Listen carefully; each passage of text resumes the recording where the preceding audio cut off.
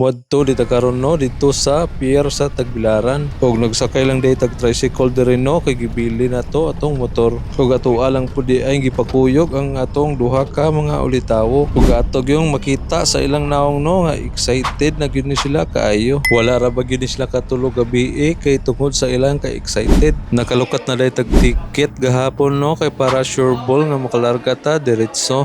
Ug timing day pod kayo no nga mao gyud pag-abot sa barko. Ug makita sa daton no nga limpyo ug presko kaayo ang port sa Tagbilaran. Lantawa ra gud ninyo ang tubig nga murag gyud og Gatorade. Usa day po ni rason no nga nganong daghan kaayo mga tourist.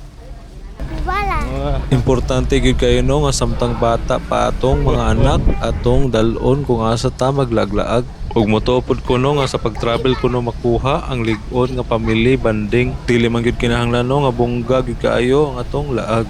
Ang importante man gud no nga makasugat sila og mga bag-o nga real world experience. Nindot kay no nga samtang bata pa sila ma-expose sila sa lain-lain nga culture ug mo-build ang ilahang self-confidence. Kaisip usa ka amahan no ato jud tuloan atong mga anak nga makabarog o makatindog sa ilang kaugalingon nga mga tiil.